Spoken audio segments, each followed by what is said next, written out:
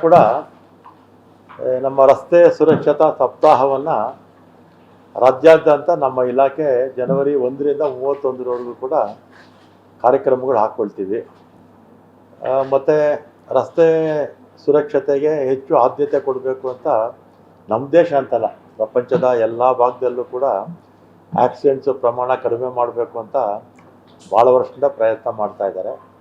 ಕೆಲವು ದೇಶಗಳಲ್ಲಿ ಅದು ಸಕ್ಸಸ್ ಆಗಿದೆ, ಕೆಲವು ದೇಶಗಳಲ್ಲಿ ಇನ್ನೂ ಇಲ್ಲ. ನಮ್ಮಲ್ಲೂ ಕೂಡ ಆಕ್ಸಿಡೆಂಟ್ ಪ್ರಮಾಣ ನಮ್ಮ ಪೊಲೀಸ್ ಇಲಾಖೆ ಮತ್ತು ನಮ್ಮ ಟ್ರಾನ್ಸ್ಪೋರ್ಟ್ ಅವರು ಎಷ್ಟೇ ಪ್ರಯತ್ನ ಮಾಡಿದ್ರು ಕೂಡ ಇಳಿಕೆ ಪ್ರಮಾಣ ಇನ್ನೂ ಭಾಳ ಕಡಿಮೆನೇ ಇದೆ. ಯಾಕೆಂದರೆ ಪ್ರತಿ ವರ್ಷ 1,70,000 ಜನ ಸಾಯ್ತಾರೆ ನಮ್ಮ ದೇಶದಲ್ಲಿ ಆಕ್ಸಿಡೆಂಟ್ಸಿಂದ. ಮತ್ತು ಗಾಯಾಳುಗಳು, ಕೈಕಾಲು ಕಳ್ಕೊಂಡವರು ಸುಮಾರು 4 ಲಕ್ಷ ಜನ ಇರ್ತಾರೆ ನಮ್ಮ ದೇಶದಲ್ಲಿ. ನಮ್ಮಲ್ಲೂ ಅಷ್ಟೇ 11,000 ಜನ ಪ್ರತಿ ವರ್ಷ ನಮ್ಮ ರಾಜ್ಯದಲ್ಲಿ 11,000 ಜನ ಸಾಯ್ತಾರೆ. ಸುಮಾರು ಒಂದು 25,000ಕ್ಕಿಂತಲೂ ಹೆಚ್ಚು ಜನ ಅಂಗವಿಕಲರಾಗ್ತಾರೆ. ಅಂದರೆ ಈ ಸತ್ತಂಥವರು ಮತ್ತು ಅಂಗವಿಕಲರಾಗೋಂಥವರು ಫ್ಯಾಮ್ಲಿನಲ್ಲಿ ಅವರಿಗೆ ಕುಟುಂಬದ ಆಧಾರ ಸ್ತಂಭನೇ ಹೋದಾಗೆ. ಆ ದೃಷ್ಟಿಯಿಂದ ನಾವು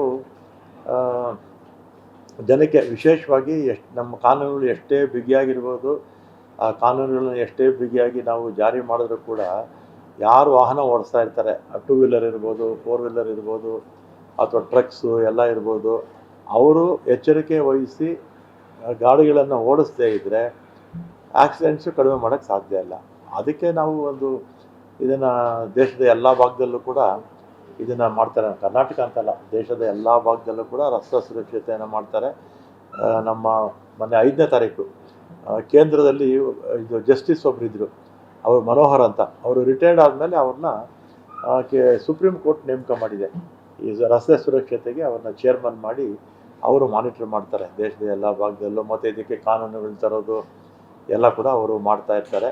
ಅವರು ಬೆಳಿಗ್ಗೆ ನಮ್ಮದು ಕಾರ್ಯಕ್ರಮ, ನಾನು, ನಮ್ಮ ಗೃಹ ಮಂತ್ರಿಗಳು, ನಮ್ಮ ಎಲ್ಲ ಅಧಿಕಾರಿ ವರ್ಗದವರು, ನಾವೆಲ್ಲ ಕೂಡ, ದಿನೇಶ್ ಬಂದಿದ್ದೀರ ಅನ್ಸುತ್ತಲ್ಲ ಅವತ್ತು, ದಿನೇಶ್ ಗುಂಡ್ರಾವ್, ನಾವೆಲ್ಲ ಬಂದು ಆಮೇಲೆ ಈ ಸಲ ಎಕ್ಸಿಬಿಷನ್ ಭಾಳ ಚೆನ್ನಾಗಿತ್ತು.